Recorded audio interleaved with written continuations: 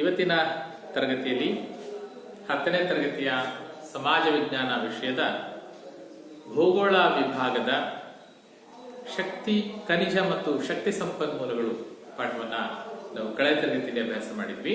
ಭಾಗ 1ರಲ್ಲಿ ಖನಿಜ ಸಂಪನ್ಮೂಲಗಳ ಬಗ್ಗೆ ಅಭ್ಯಾಸ ಮಾಡಿದ್ವಿ. ಖನಿಜಗಳು ಅಂದ್ರೆ ಏನು, ಖನಿಜಗಳ ಪ್ರಾಮುಖ್ಯತೆ ಏನು, ಅದರಲ್ಲಿ ಭಾರತದಲ್ಲಿ ದೊರೆತಕ್ಕಂಥ ಪ್ರಮುಖ ಖನಿಜಗಳಲ್ಲಿ ಕಬ್ಬಿಣದಾದ್ರು, ಮ್ಯಾಂಗನೀಸ್, ಬಾಕ್ಸೈಟ್, ಅಬ್ರಕ, ಸೊ ಈ ಖನಿಜಗಳನ್ನು ಕುರಿತು ಭಾಗ 1ರಲ್ಲಿ ನಾವು ಅಭ್ಯಾಸ ಮಾಡಿ. ಸೊ ಮುಂದುವರೆದು ಇವತ್ತಿನ ತರಗತಿಯಲ್ಲಿ ಶಕ್ತಿ ಸಂಪನ್ಮೂಲಗಳ ಕುರಿತು ಅಭ್ಯಾಸ ಮಾಡ್ತಾ ರೈಟ್. ಕಳೆದ ತರಗತಿಯಲ್ಲಿ ಖನಿಜ ಸಂಪನ್ಮೂಲಗಳನ್ನ ಅಭ್ಯಾಸ ಮಾಡಿದ್ವಿ. ಈ ತರಗತಿಯಲ್ಲಿ ಶಕ್ತಿ ಸಂಪನ್ಮೂಲಗಳನ್ನ ಕುರಿತು ಅಭ್ಯಾಸ ಮಾಡ್ತಾ ಹೋಗ್ತೀವಿ. ಏನು ಶಕ್ತಿ ಸಂಪನ್ಮೂಲ ಅಂದ್ರೆ? ಶಕ್ತಿ ಸಂಪನ್ಮೂಲ ನೋಡಿ, ಒಂದು ಡೆಫಿನೇಷನ್ ಹಾಕೊಂಡ್ಬಿಡಿ. ಶಕ್ತಿ ಸಂಪನ್ಮೂಲ ಅಂತ ಹೇಳಿದ್ರೆ ವಿದ್ಯುತ್ ಶಕ್ತಿಯ ಉತ್ಪಾದನೆಗೆ, ರೈಟ್, ವಿದ್ಯುತ್ ಶಕ್ತಿಯ ಉತ್ಪಾದನೆಗೆ ಅಗತ್ಯವಾಗಿರುವ ಸಂಪನ್ಮೂಲಗಳು. ವಿದ್ಯುತ್ ಶಕ್ತಿಯ ಉತ್ಪಾದನೆಗೆ ಅಗತ್ಯವಾಗಿರುವ ಸಂಪನ್ಮೂಲಗಳನ್ನ ನಾವು ಶಕ್ತಿ ಸಂಪನ್ಮೂಲಗಳು ಅಂತ ಕರಿತೀವಿ. ಅಂದ್ರೆ ಯಾವ ಮೂಲಗಳು, ಯಾವ ಸಂಪನ್ಮೂಲಗಳು ಶಕ್ತಿಯ ಉತ್ಪಾದನೆಗೆ, ಅದು ವಿದ್ಯುತ್ ಶಕ್ತಿ ಇರ್ಬೋದು ಅಥವಾ ಯಾಂತ್ರಿಕ ಶಕ್ತಿ ಇರ್ಬೋದು, ಶಾಖ ಶಕ್ತಿ ಇರ್ಬೋದು, ಒಟ್ಟಾರೆ ಶಕ್ತಿಯ ಉತ್ಪಾದನೆ ಯಾವುದರಿಂದ ಆಗುತ್ತೋ ಅದು ಶಕ್ತಿಯ ಸಂಪನ್ಮೂಲ. ಶಕ್ತಿ ಸಂಪನ್ಮೂಲಗಳ ಮಹತ್ವ ಏನು ಅಂತ ನೋಡಿ. ಅಂದ್ರೆ ಯಾವುದೇ ರಾಷ್ಟ್ರಕ್ಕೆ ಶಕ್ತಿ ಸಂಪನ್ಮೂಲಗಳು ಯಾಕೆ ಬೇಕು ನೋಡಿ. ಈ ಪಾಠದ ಮೊದಲನೇ ಭಾಗದಲ್ಲಿ ಖನಿಜ ಸಂಪನ್ಮೂಲ ಅಂತ ಹೇಳಿದ್ವಲ್ಲ, ಈ ಖನಿಜ ಸಂಪನ್ಮೂಲಗಳನ್ನ ನಾವು ಬಳಕೆ ಮಾಡ್ಕೊಳ್ಬೇಕು ಅಂತ ಹೇಳಿದ್ರೆ, ಅಂದ್ರೆ ನಿಸರ್ಗದಲ್ಲಿ ಗಣಿಗಾರಿಕೆ ಮಾಡಿದಾಗ ಯಾವ ಸ್ಥಿತಿಯಲ್ಲಿ ಆ ಖನಿಜಗಳು ಸಿಗುತ್ತೋ ಅದನ್ನ ಅದೇ ಸ್ಥಿತಿಯಲ್ಲಿ ನಾವು ಬಳಸಲ್ಲ. ಅದನ್ನ ಏನ್ ಮಾಡ್ತೀವಿ, ಅದಕ್ಕೆ ರೂಪಾಂತರ ಕೊಡ್ತೀವಿ ಅಲ್ವಾ. ಅದನ್ನ ಕರಗಿಸಿ ಅದರಿಂದ ನಮಗೆ ಬೇಕಾಗಿರ್ತಕ್ಕಂಥ ಯಂತ್ರೋಪಕರಣಗಳನ್ನ ಬೇರೆ ಬೇರೆ ಆಕಾರಗಳಲ್ಲಿ ನಾವು ಅದನ್ನ ಬಳಸ್ಕೊಳ್ತಾ ಹೋಗ್ತೀವಿ. ಸೊ ಆ ಖನಿಜಗಳನ್ನ ಕರಗಿಸ್ಲಿಕ್ಕೆ, ಯಂತ್ರೋಪಕರಣಗಳನ್ನ ಚಲಿಸ್ಲಿಕ್ಕೆ, ಈಗ ಕೈಗಾರಿಕೆ ಇದೆಯಪ್ಪ, ಯಂತ್ರೋಪಕರಣಗಳಿದೆ ಅಲ್ವಾ. ಈ ಯಂತ್ರೋಪಕರಣಗಳು ಕೆಲಸ ಮಾಡ್ಲಿಕ್ಕೆ ಏನ್ ಬೇಕು? ವಿದ್ಯುತ್ ಶಕ್ತಿ ಬೇಕು ಅಲ್ವಾ. ಇವತ್ತು ವಿದ್ಯುತ್ ಶಕ್ತಿ ಎಷ್ಟು ಮಟ್ಟಿಗೆ ಅಗತ್ಯ ಇದೆ ಅಂತ ಹೇಳಿದ್ರೆ, ನಾವು ವಿದ್ಯುತ್ ಇಲ್ಲದೆ 1 ಗಂಟೆ ಕರೆಂಟ್ ಹೋಯ್ತು ಅಂದ್ರೆ ಚಡ್ಪಡಿಸ್ಬಿಡ್ತೀವಲ್ಲ. ಎಲ್ಲ ಗೃಹೋಪಯೋಗಿಯಿಂದ ಹಿಡಿದು ಉತ್ಪಾದನೆಯವರೆಗೆ ಪ್ರತಿಯೊಂದು ಕ್ಷೇತ್ರದಲ್ಲೂ ನಾವು ಇವತ್ತು ವಿದ್ಯುತ್ ಶಕ್ತಿಯನ್ನ ತೀರಾ ಅವಲಂಬಿಸ್ಬಿಟ್ಟಿದ್ದೀವಿ. ಸೊ ಹಾಗಾಗಿ ವಿದ್ಯುತ್ ಶಕ್ತಿಯ ಅಥವಾ ಶಕ್ತಿ ಸಂಪನ್ಮೂಲಗಳ ಅಗತ್ಯ ಏನು ಅಂತ ನೋಡಿದ್ರೆ, ಸೊ ಮಹತ್ವ ಒಂದು 6 ಪ್ರಮುಖ ಅಂಶಗಳನ್ನ ಪಟ್ಟಿ ಮಾಡಿ ಮಕ್ಕಳೇ. ಶಕ್ತಿ ಸಂಪನ್ಮೂಲಗಳ ಪ್ರಾಮುಖ್ಯತೆ. ಫಸ್ಟ್ ಆರ್ಥಿಕ ಅಭಿವೃದ್ಧಿ ಅಂತ ಹೇಳಿ. ಆರ್ಥಿಕ ಏನ್ ಆರ್ಥಿಕ ಅಭಿವೃದ್ಧಿ? ಒಂದು ರಾಷ್ಟ್ರದ ಅರ್ಥವ್ಯವಸ್ಥೆ ಅಭಿವೃದ್ಧಿ ಪಥದಲ್ಲಿ ಸಾಗಬೇಕು ಅಂದ್ರೆ ಆ ರಾಷ್ಟ್ರದಲ್ಲಿ ಸಂಪನ್ಮೂಲಗಳು, ಖನಿಜ ಸಂಪತ್ತಿನ ಜೊತೆಗೇನೆ ಶಕ್ತಿ ಸಂಪನ್ಮೂಲಗಳ ಅಗತ್ಯ ಬಹಳ ಇದೆ. ಯಾಕೆಂದ್ರೆ ಖನಿಜ ಸಂಪನ್ಮೂಲಗಳ ಬಳಕೆಗೆ ಶಕ್ತಿ ಸಂಪನ್ಮೂಲಗಳು ಅನಿವಾರ್ಯ. ಶಕ್ತಿ ಸಂಪನ್ಮೂಲಗಳು ಇಲ್ಲದೆ ಖನಿಜ ಸಂಪನ್ಮೂಲಗಳನ್ನ ಬಳಸಲಿಕ್ಕೆ ನಮಗೆ ಸಾಧ್ಯ ಇಲ್ಲ, ಇದು ವ್ಯರ್ಥ. ಹಾಗಾಗಿ ಒಂದು ರಾಷ್ಟ್ರದ ಆರ್ಥಿಕ ವ್ಯವಸ್ಥೆ, ಅರ್ಥವ್ಯವಸ್ಥೆ ಅಂತ ಬಂದಾಗ ಇದೊಂದೇ ಬರಲ್ಲ ನೋಡಿ, ಇದೆಲ್ಲದೂ ಸೇರತ್ತೆ. ಈಗ ಒಂದು ರಾಷ್ಟ್ರ ಅರ್ಥವ್ಯವಸ್ಥೆ ಪ್ರಬಲವಾಗಬೇಕು ಅಂದ್ರೆ ಏನಾಗಬೇಕಪ್ಪ? ಆ ರಾಷ್ಟ್ರದ ಕೃಷಿ, ಕೈಗಾರಿಕೆ, ವಾಣಿಜ್ಯೋದ್ಯಮ, ಸಾರಿಗೆ ಸಂಪರ್ಕ ಎಲ್ಲವೂ ಅಭಿವೃದ್ಧಿ ಆಗಬೇಕು. ಇವೆಲ್ಲದರ ಅಭಿವೃದ್ಧಿಗೆ ಏನ್ ಬೇಕು? ಇಂಧನ ಬೇಕೇ ಬೇಕು. ಹಾಗಾಗಿ ಒಟ್ಟಾರೆ ಇಡೀ ರಾಷ್ಟ್ರದ ಆರ್ಥಿಕ ಅಭಿವೃದ್ಧಿಗೆ ಶಕ್ತಿ ಸಂಪನ್ಮೂಲಗಳ ಕೊಡುಗೆ ಅತ್ಯಮೂಲ್ಯವಾಗಿರ್ತಕ್ಕಂಥದ್ದು. ಹೇಗೆ ಯಂತ್ರಗಳು ಹೇಗೆ ಇಂಧನ ಇಲ್ಲದೆ ಚಲಿಸೋದಿಲ್ವೋ, ಮೂವ್ ಆಗೋದಿಲ್ವೋ, ಕೆಲಸ ಮಾಡೋದಿಲ್ವೋ, ಹಾಗೆ ಇಡೀ ದೇಶದ ಆರ್ಥಿಕ ಅಭಿವೃದ್ಧಿ ಇಂಧನ ಇಲ್ಲದೆ, ಶಕ್ತಿ ಸಂಪನ್ಮೂಲಗಳಿಲ್ಲದೆ ಮುಂದುವರಿಯುವುದಿಲ್ಲ. ಹಾಗಾಗಿ ದೇಶದ ಆರ್ಥಿಕ ಅಭಿವೃದ್ಧಿಗೆ ನಮಗೆ ಶಕ್ತಿ ಸಂಪನ್ಮೂಲಗಳು ಬೇಕು. 1. ಎರಡನೇದು ಜನರ ಜೀವನ ಮಟ್ಟದ ಸುಧಾರಣೆಯಲ್ಲಿ ಶಕ್ತಿ ಸಂಪನ್ಮೂಲಗಳು ತುಂಬಾ ದೊಡ್ಡ ಪಾತ್ರವನ್ನು ವಹಿಸುತ್ತೆ. ಈಗ ಶಕ್ತಿ ಸಂಪನ್ಮೂಲಗಳು ಅಂತ ಹೇಳಿದ್ರೆ ಬಹಳಷ್ಟು ಶಕ್ತಿ ಸಂಪನ್ಮೂಲಗಳು ಬರುತ್ತಪ್ಪ. ಅದು ಪೆಟ್ರೋಲಿಯಂ ಇರ್ಬೋದು, ಕಲ್ಲಿದ್ದಲು ಇರ್ಬೋದು, ನೈಸರ್ಗಿಕ ಅನಿಲ ಇರ್ಬೋದು, ಅಥವಾ ಆಧುನಿಕ ಪ್ರಕಾರದ ಶಕ್ತಿ ಸಂಪನ್ಮೂಲಗಳು ಇರ್ಬೋದು. ಸೊ ಶಕ್ತಿ ಸಂಪನ್ಮೂಲಗಳ ಉತ್ಪಾದನೆಯಲ್ಲಿ ಈಗ ಜಲವಿದ್ಯುತ್ ಶಕ್ತಿ ಅಂತ ಹೇಳ್ತೇವೆ, ರೈಟ್? ಜಲವಿದ್ಯುತ್ ಶಕ್ತಿಯನ್ನ ತಯಾರಿಸಲಿಕ್ಕೆ ಆ ಒಂದು ಕೆಲಸದಲ್ಲಿ ಸಾಕಷ್ಟು ಜನರಿಗೆ ಉದ್ಯೋಗಾವಕಾಶ ಸಿಗ್ತಾರೆ, ರೈಟ್? ಶಕ್ತಿ ಸಂಪನ್ಮೂಲಗಳ ಉತ್ಪಾದನೆಯಲ್ಲಿ, ಅವುಗಳ ಬಳಕೆಯಲ್ಲಿ ಹೆಚ್ಚಿನ ಜನರಿಗೆ ಉದ್ಯೋಗಾವಕಾಶಗಳು ಸಿಗೋದ್ರಿಂದ ಜನರ ಜೀವನ ಮಟ್ಟ ಉತ್ತಮಗೊಳ್ಳಲಿಕ್ಕೆ ಶಕ್ತಿ ಸಂಪನ್ಮೂಲಗಳು ಅಗತ್ಯ.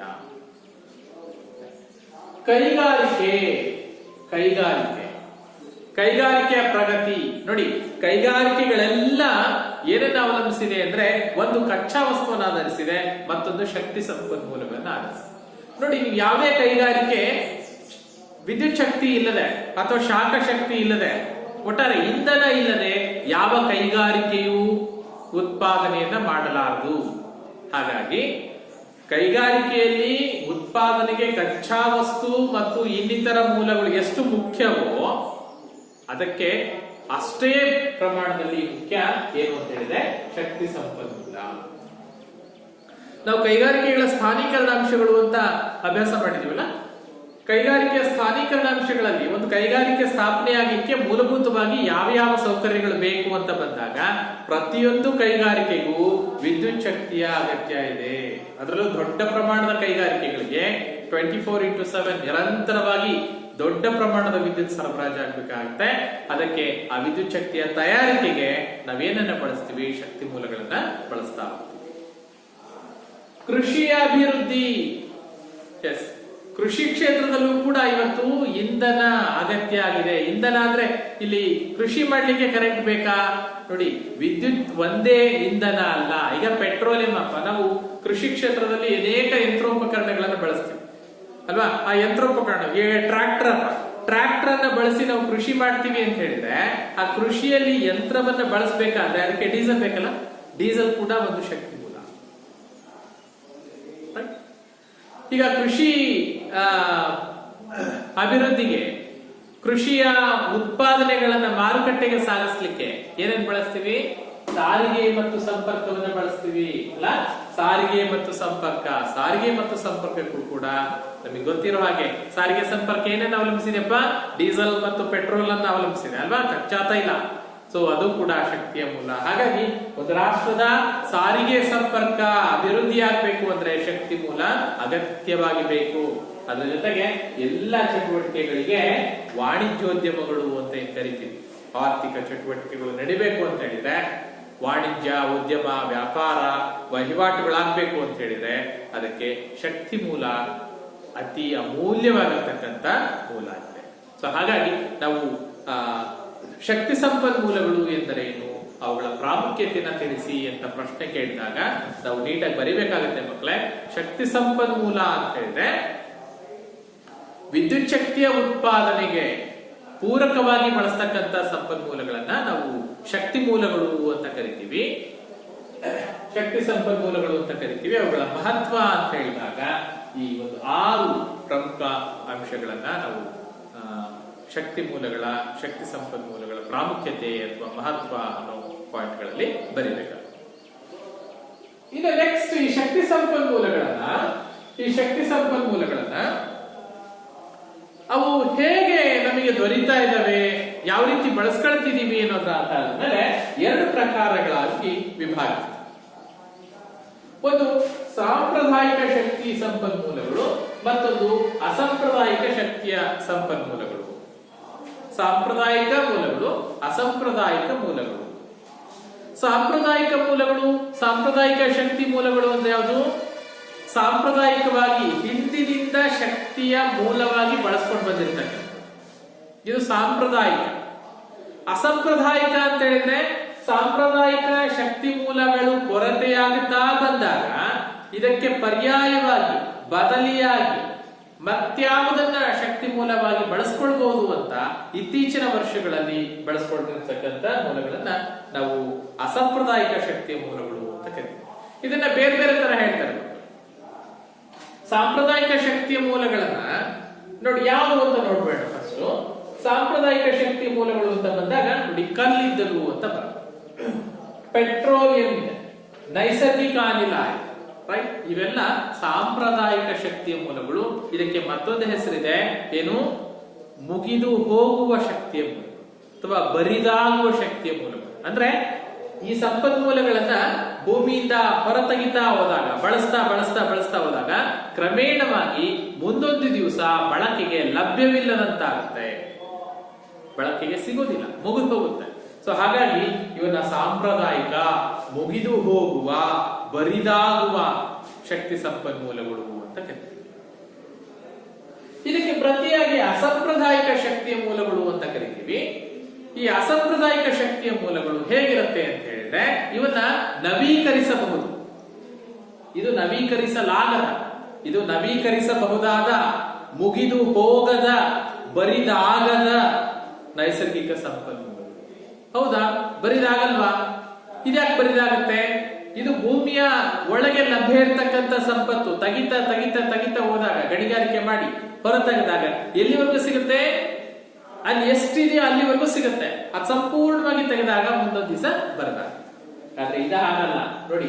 ಸೌರಶಕ್ತಿ, ಸೌರಶಕ್ತಿ ಅಲ್ವಾ? ಸೌರಶಕ್ತಿಗೆ ಕೊನೆ ಇಲ್ಲ.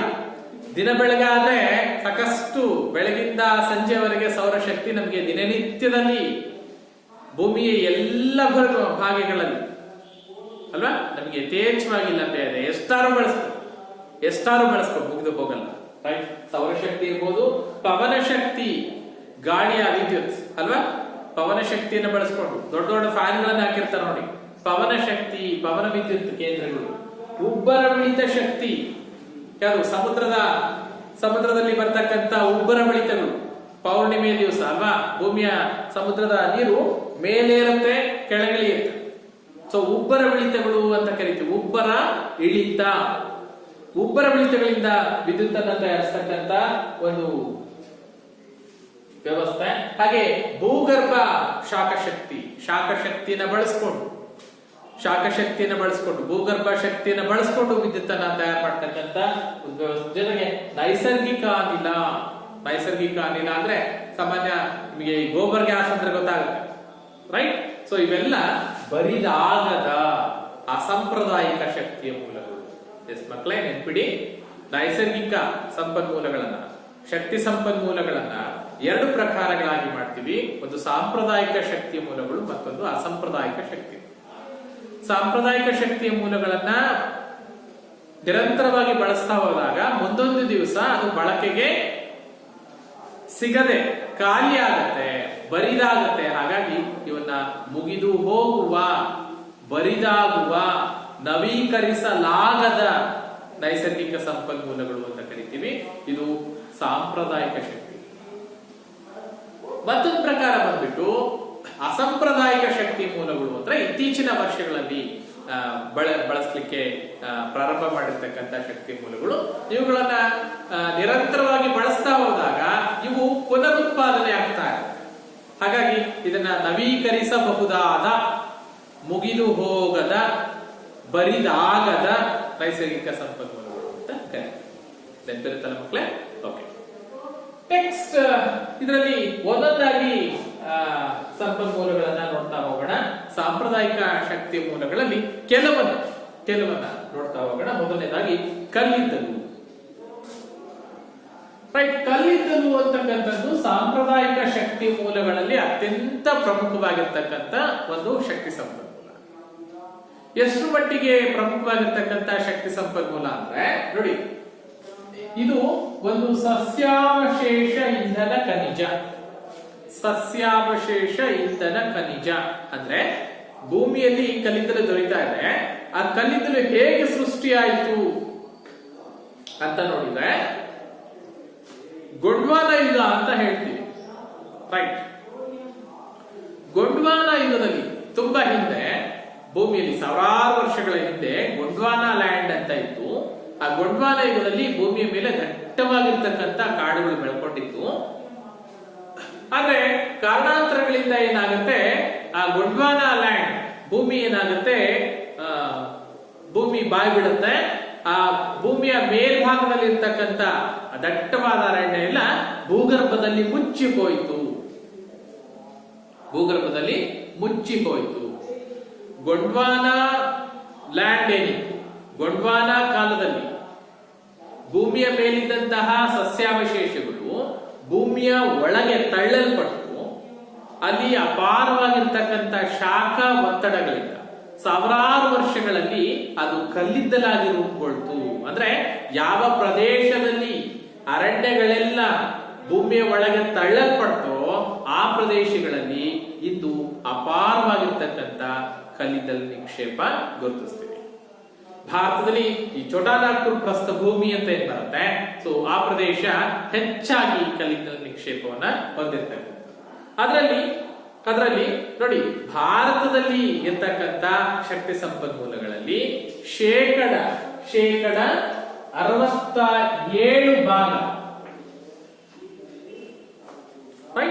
ಶೇಕಡ 67 ಭಾಗ ವಿದ್ಯುತ್ನ ಉತ್ಪಾದನೆ ಯಾವ್ದಿಂದ ಆಗ್ತಾ ಇದೆ ಅಂತ ಹೇಳಿದ್ರೆ, ವಿದ್ಯುತ್ ಶಕ್ತಿಯ ಉತ್ಪಾದನೆ ಕಲ್ಲಿದ್ದಲಿನಿಂದ ಆಗ್ತಾ ಇದೆ.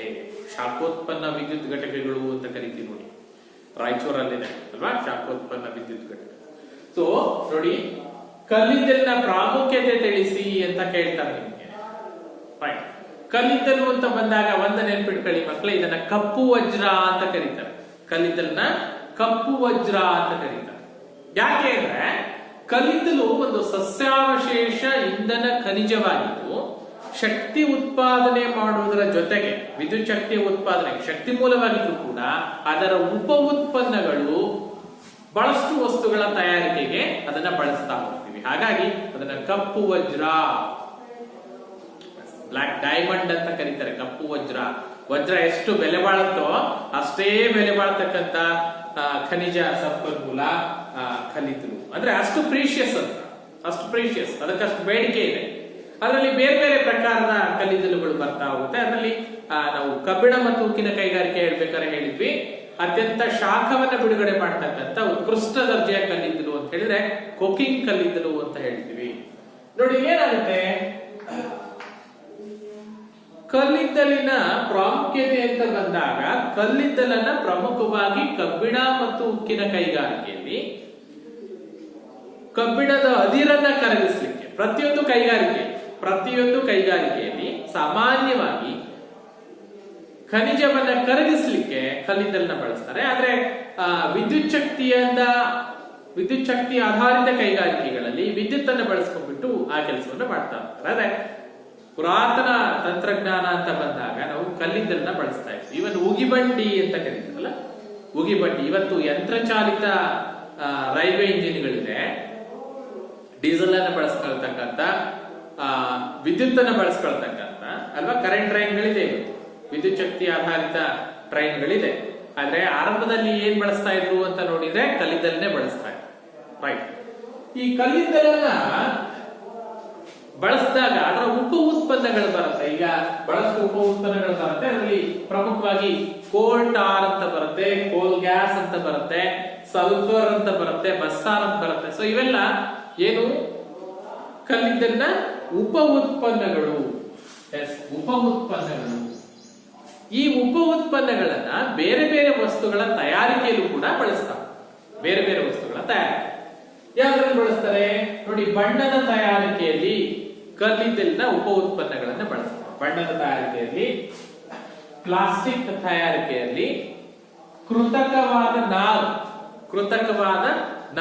ಹಾಗೆ ಕೃತಕವಾದ ರಬ್ಬರ್ ತಯಾರಿಕೆಯಲ್ಲಿ, ಹೀಗೆ ಬೇರೆ ಬೇರೆ ವಸ್ತುಗಳ ಉತ್ಪಾದನೆಯಲ್ಲಿ ಕಲ್ಲಿದ್ದಲಿನ ಉಪ ಉತ್ಪನ್ನಗಳನ್ನ ಬಳಸ್ತಾರೆ. ಹಾಗಾಗಿ ಕಲ್ಲಿದ್ದಲನ್ನ ಕಪ್ಪು ವಜ್ರ ಅಂತ ಕರೀತಾರೆ. ನೋಡ್ಲಿಕ್ಕೆ ಕಪ್ಪು ಬಣ್ಣದಿಂದ ಕೂಡಿರುತ್ತೆ. ನಾನು ಆಗ್ಲೇ ಹೇಳ್ತಾ ಇದ್ದೆ ನಿಮಗೆ, ಕಲ್ಲಿದ್ದಲು ಹೇಗೆ ಉತ್ಪಾದನೆ ಆಗಿದೆ ಅಂತ ಬಂದಾಗ ನೋಡಿ, ಎರಡು ಕಾಲಗಳನ್ನ ಹೇಳ್ತಾರೆ. ಒಂದು ಗೊಂಡ್ವಾನ ಪ್ರದೇಶ, ಮತ್ತೊಂದು ಟರ್ಷಿಯರಿ ನಿಕ್ಷೇಪ ಅಂತ ಹೇಳ್ತಾರೆ. ಗೊಂಡ್ವಾನ ಮತ್ತು ಟರ್ಷಿಯರಿ ನಿಕ್ಷೇಪ ಅಂತ ಹೇಳ್ತಾರೆ. ಇದರಲ್ಲಿ ಹೆಚ್ಚಾಗಿ ಭಾರತದಲ್ಲಿ ತುಂಬಾ ವಿಶಾಲವಾಗಿರ್ತಕ್ಕಂಥ ಪ್ರದೇಶದಲ್ಲಿ ಹರಡಿಕೊಂಡಿರ್ತಕ್ಕಂಥ ಹೆಚ್ಚಿನ ಪ್ರಮಾಣದಲ್ಲಿ ಕಲ್ಲಿದ್ದಲಿನ ನಿಕ್ಷೇಪವನ್ನ ಹೊಂದಿರತಕ್ಕಂಥ ಪ್ರದೇಶ ಅಂದ್ರೆ ಅದು ಗೊಂಡ್ವಾನಾ ಪ್ರದೇಶ ಅಂತ ಹೇಳ್ತೀವಿ. ಗೊಂಡ್ವಾನಾ ನಿಕ್ಷೇಪ, ಗೊಂಡ್ವಾನಾ ಲ್ಯಾಂಡ್ ಅಂತ ಏನ್ ಹೇಳ್ತೀವಿ. ಸೊ ಇದು ಅಪಾರವಾಗಿರ್ತಕ್ಕಂಥ ಖನಿಜ ನಿಕ್ಷೇಪವನ್ನ, ಕಲ್ಲಿದ್ದಲಿನ ನಿಕ್ಷೇಪವನ್ನ ಹೊಂದಿರತಕ್ಕಂಥ ಪ್ರದೇಶ. ಸೊ ಹಾಗಾದ್ರೆ ಈ ಕಲ್ಲಿದ್ದಲು ಎಲ್ಲಿ ದೊರೀತಾ ಇದೆ? ಭಾರತದಲ್ಲಿ ಯಾವ ಪ್ರದೇಶದಲ್ಲಿ ಕಲ್ಲಿದ್ದಲು ಹೆಚ್ಚಾಗಿ ದೊರೀತಾ ಇದೆ? ನಾನಾಗ್ಲೇ ಹೇಳ್ತಾ ಇದ್ದೆ ನಿಮಗೆ, ಛೋಟಾ ನಾಗ್ಪುರ್ ಪ್ರಸ್ಥಭೂಮಿ ಅಲ್ವಾ? ನೀವು ನೋಡ್ತಾ ಇದ್ದೀರಿ ಕಲ್ಲಿದ್ದಲು ದೊರೀತಕ್ಕಂತ ಪ್ರದೇಶಗಳು, ಭಾರತದಲ್ಲಿ ಕಲ್ಲಿದ್ದಲು ದೊರೀತಕ್ಕಂತ ಪ್ರದೇಶಗಳು. ನೋಡಿ, ನೀವು ನಕ್ಷೆಯಲ್ಲಿ ನೋಡಿದ್ರೆ ಎಲ್ಲೆಲ್ಲಿ ಬರ್ತಾ ಇದೆ ಕಲ್ಲಿದ್ದಲು ನಿಕ್ಷೇಪ ಅಂತ ಗೊತ್ತಾಗ್ತಾ ಇದೆ. ಇಡೀ ಮ್ಯಾಪ್ ಅಲ್ಲಿ ಎಲ್ಲಿ ಬರ್ತಾ ಇದೆ? ಸಾಮಾನ್ಯವಾಗಿ ಮಧ್ಯಭಾಗದಲ್ಲಿ ಬರ್ತಾ ಇದೆ. ಮಧ್ಯಭಾಗದಲ್ಲಿ ಎಲ್ಲೆಲ್ಲಿ ಬರ್ತಾ ಇದೆ ನೋಡಿ, ಜಾರ್ಖಂಡ್ ಇದೆ, ಛತ್ತೀಸ್ಗಢ, ಒರಿಸ್ಸಾ, ಮಹಾರಾಷ್ಟ್ರ, ಮಧ್ಯಪ್ರದೇಶ, ತೆಲಂಗಾಣ, ಪಶ್ಚಿಮ ಬಂಗಾಳ. ಸೊ ಈ ರಾಜ್ಯಗಳೇ ಪ್ರಮುಖವಾಗಿ ಕಲ್ಲಿದ್ದಲ ನಿಕ್ಷೇಪವನ್ನ ಹೊಂದಿರತಕ್ಕಂತ ಪ್ರದೇಶ. ಅಂದ್ರೆ ಭಾರತದಲ್ಲಿ ದೊರೆಯುವ ಕಲ್ಲಿದ್ದಲಿನಲ್ಲಿ 96% ಭಾಗ, 96% ಆಫ್ ಬ್ಲಾಕ್ ಕೋಲ್ ಕಲ್ಲಿದ್ದಲು ಏನಿದೆ ಇದು ಎಲ್ಲಿ ದೊರೀತಾ ಇದೆ ಅಂದ್ರೆ ಈ ಪ್ರಮುಖ ರಾಜ್ಯಗಳಲ್ಲಿ ದೊರೀತಾ ಇದೆ. ಈ ನುಡಿದಂತೆ ಇನ್ನ 96% ಅಂದ್ರೆ 4% ಬೇರೆ ಬೇರೆ ರಾಜ್ಯಗಳಲ್ಲಿ ದೊರೀತಾ ಇದೆ ಬಿಟ್ರೆ ಹೆಚ್ಚಿನ ವ್ಯಾಪಕವಾಗಿರ್ತಕ್ಕಂಥ ಕಲ್ಲಿದ್ದಲು ನಿಕ್ಷೇಪಗಳು ಈಗ ನಾವೇನ್ ನೋಡ್ತಾ ಇದೀವಿ. ಸೊ ಈ ರಾಜ್ಯಗಳಲ್ಲಿ ದೊರೀತಾ ಇದೆ. ಅದಕ್ಕೆ ಹೇಳಿದ್ದು ನಾನು ಛೋಟಾ ನಾಗ್ಪುರ್ ಪ್ರಸ್ಥಭೂಮಿ. ನೋಡಿ, ಪ್ರತಿಯೊಂದು ಹಿಂದಿನ ಪಾಠದಲ್ಲಿ ಹೇಳ್ತಾ ಇದ್ವಿ, ಭಾಗ 1ರಲ್ಲಿ ಕಲ್ಲಿದ್ದಲು ನಿಕ್ಷೇಪ ಅಂತ ಬಂದಾಗ, ಖನಿಜಗಳು ಅಂತ ಬಂದಾಗ ಖನಿಜಗಳಲ್ಲೆಲ್ಲ ಇದೇ ರಾಜ್ಯಗಳು ಬರ್ತಾ ಇದೆ ಅಲ್ವಾ? ಜಾರ್ಖಂಡ್, ಒರಿಸ್ಸಾ, ಛತ್ತೀಸ್ಗಢ ಅಲ್ವಾ, ಮಹಾರಾಷ್ಟ್ರ, ಮಧ್ಯಪ್ರದೇಶ್, ತೆಲಂಗಾಣ. ಸೊ ಈ ರಾಜ್ಯಗಳೇ ಹೆಚ್ಚಾಗಿ ವ್ಯಾಪಕವಾದ ಖನಿಜ ಸಂಪನ್ಮೂಲಗಳನ್ನ ಒಳಗೊಂಡಿದೆ. ಸೊ ಒಟ್ಟಾರೆ ಭಾರತ ಕಲ್ಲಿದ್ದಲಿನ ಉತ್ಪಾದನೆಯಲ್ಲಿ 3ನೇ ಸ್ಥಾನದಲ್ಲಿದೆ ಅನ್ನೋದು ನೆನಪಿರಲಿ. ಸೊ ಶಕ್ತಿ ಸಂಪನ್ಮೂಲಗಳಲ್ಲಿ ನಾವು ಶಕ್ತಿ ಸಂಪನ್ಮೂಲ ಅಂದ್ರೆ ಏನು ಅಂತ ನೋಡಿದ್ವಿ, ಅದರ ಅರ್ಥ, ಅದರ ಪ್ರಾಮುಖ್ಯತೆನ ನೋಡಿದ್ವಿ, ಸಂಪನ್ಮೂಲಗಳ ವಿಭಾಗಗಳು, ಪ್ರಕಾರಗಳನ್ನ ನೋಡಿದ್ವಿ. ಅದರಲ್ಲಿ ಮೊದಲನೇದು ಕಲ್ಲಿದ್ದಲು, ರೈಟ್. ಎರಡನೇ ಪ್ರಮುಖ ಶಕ್ತಿ ಸಂಪನ್ಮೂಲ ಪೆಟ್ರೋಲಿಯಂ. ಕೇಳಿದಲ್ಲ, ಪೆಟ್ರೋಲಿಯಂ ನಿಮ್ಗೆಲ್ರಿಗೂ ಪರಿಚಿತ ಇದೆ. ಇತ್ತೀಚಿನ ದಿನಗಳಲ್ಲಿ ತುಂಬಾ ಗಗನಮುಖಿಯಾಗಿ ಸಾಕ್ತಾ ಇದೆ ಬೆಲೆ ಅಲ್ವಾ? ಪ್ರಸ್ತುತ 1 ಲೀಟರ್ ಪೆಟ್ರೋಲ್ನ ಬೆಲೆ 106 ರೂಪಾಯಿಗಳಾಗಿದೆ. 107 ರೂಪಾಯಿಗಳಾಗಿದೆ. ಅದು ಬೇರೆ ಬೇರೆ ಪ್ರದೇಶಗಳಲ್ಲಿ ಬೇರೆ ಬೇರೆ ರೇಟ್ ಇದೆ.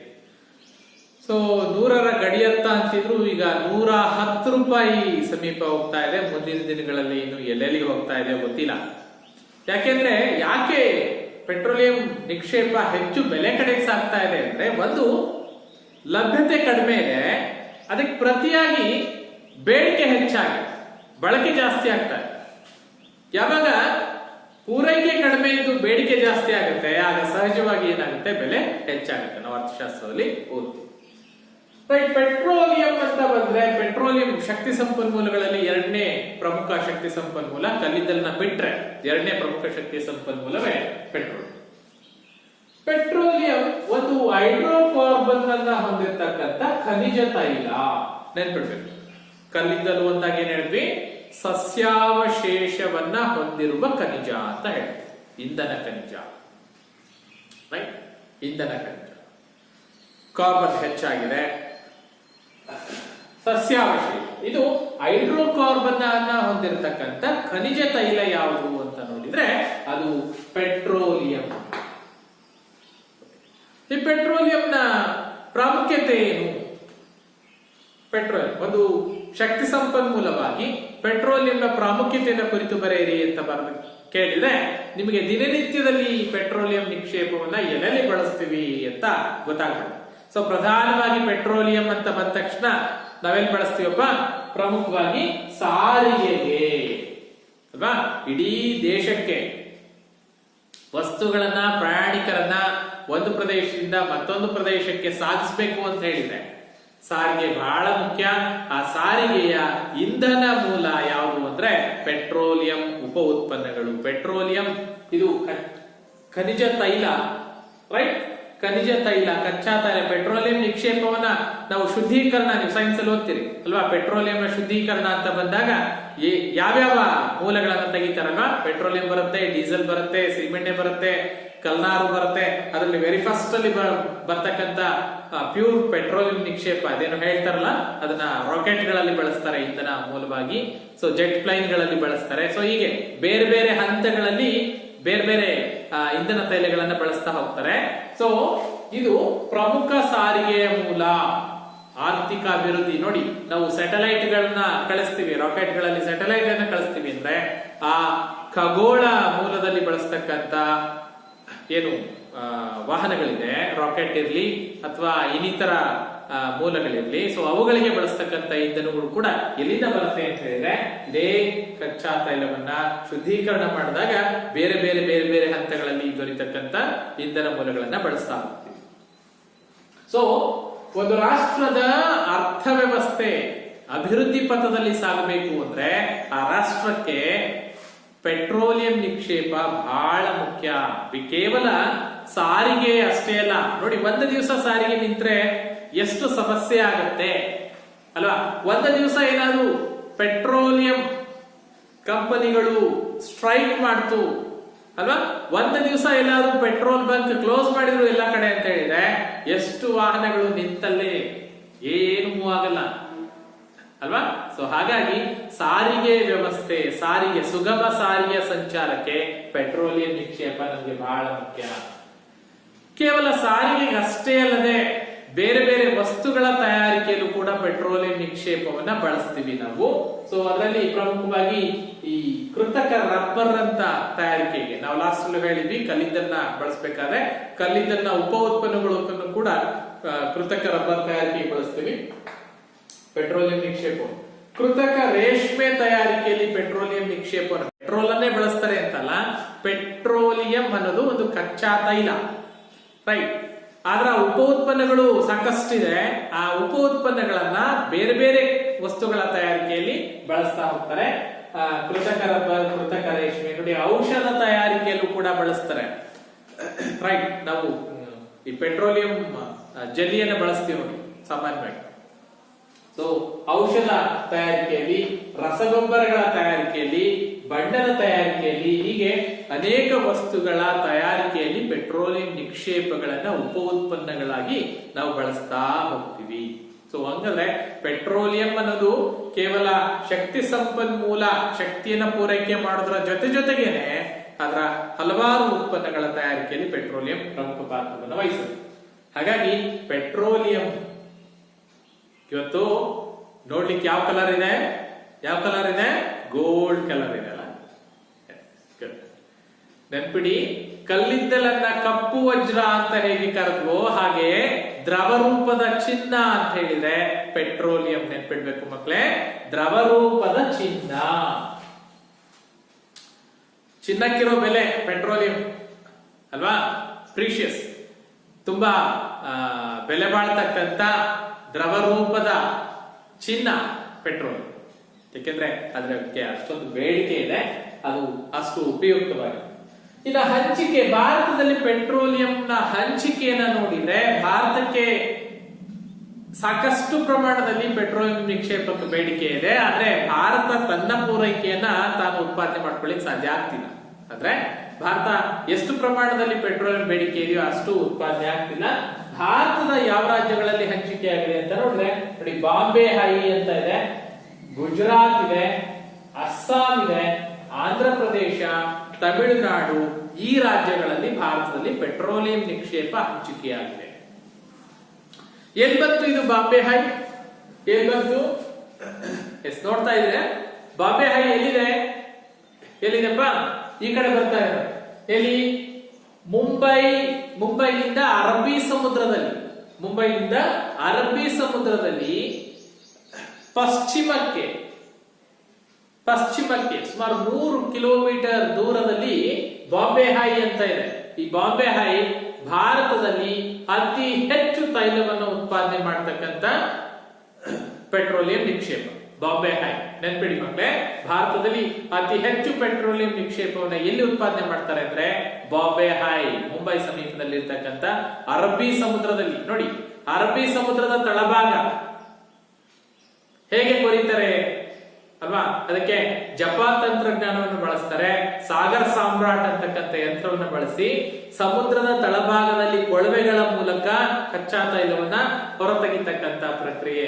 ತುಂಬಾ ಇಂಟ್ರೆಸ್ಟಿಂಗ್ ಮಾಹಿತಿ. ನೀವು ಗೂಗಲ್ ನಲ್ಲಿ ಸರ್ಚ್ ಮಾಡಿ ಪೆಟ್ರೋಲಿಯಂ ನಿಕ್ಷೇಪದ ಹೇಗೆ ಹೊರತೆಗಿತಾರೆ, ಆ ಸಾಗರ್ ಸಾಮ್ರಾಟ್ ಹೇಗಿದೆ ನಿಮಗೆ ಗೊತ್ತಾಗ್ತಾ ಇರೋದು.